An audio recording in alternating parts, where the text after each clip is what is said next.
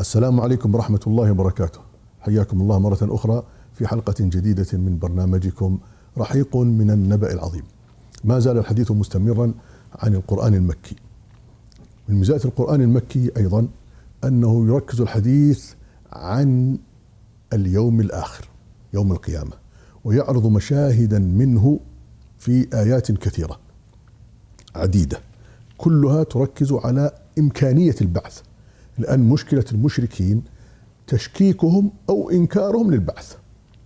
أإذا متنا وكنا ترابا ذلك رجع بعيد. أإذا متنا وكنا ترابا وعظاما أإنا لمبعوثون أو آباؤنا الأولون، كانوا يتساءلون دائما.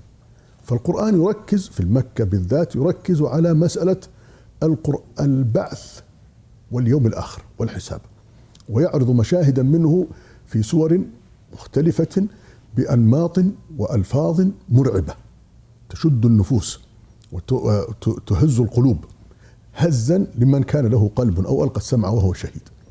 من ذلك مثلا اقرأ كما يقول في الحديث، يعني من أراد أن يرى القيامة مصورة كأنه يراها رأي العين فليقرأ مثلا من السور إذا الشمس كورت وإذا النجوم انكدرت. احنا قلنا أن القرآن المكي آيات قصيرة لكنها معاني غزيرة جدا، يمكن في كلمتين أو ثلاث.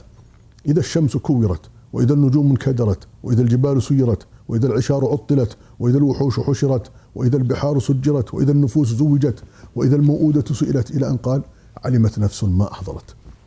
إذا السماء انفطرت وإذا الكواكب انتثرت إذا السماء انشقت ويل للمطففين ألا يظن أولئك أنهم مبعوثون ليوم عظيم.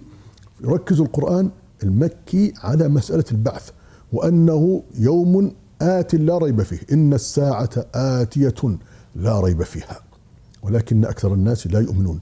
فالشاهد منه أن القرآن المكي يسير سيرا حثيثا في إثبات إمكانية البعث بل ضروريته. أفحسبتم أنما خلقناكم عبثا وأنكم إلينا لا ترجعون.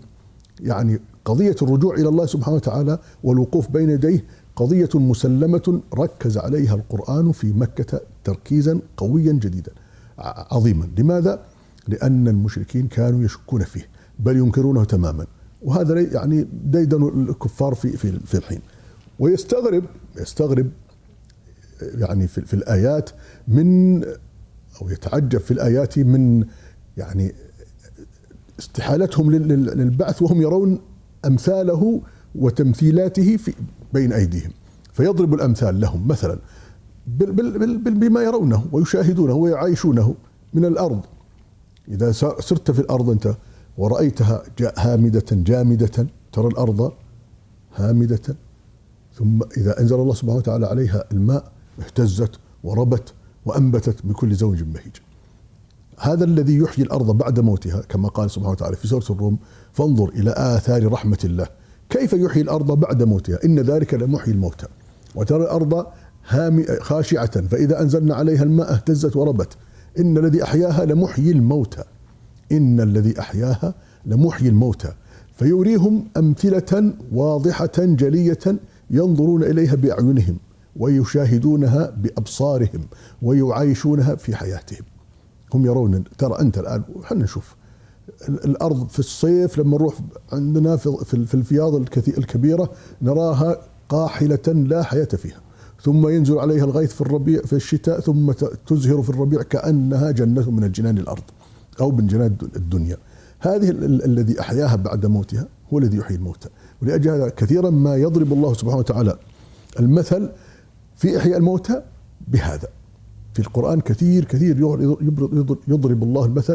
يضرب الله المثل للناس بهذا، بإحياء الموتى. ولأجل هذا قال في سورة ياسين مثلا، لما القصة معروفة، هو يقال عطبة بن معيط أو غيره الذي ضرب لنا مثلا ونسي خلقه، قال: من يحيي العظام وهي رميم.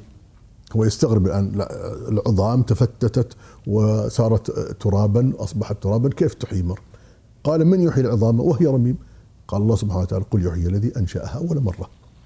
فيستدل بالممكن على غير الممكن في نظرهم طبعا، بل هو قال وهو أهون عليه، يعني إعادة الحياة على مثال سابق أهون في نظركم أنتم طبعا أهون من إنشائها على غير مثال. يعني الله سبحانه وتعالى خلق الكون كله من لا شيء، لم يكن هناك مثال سابق.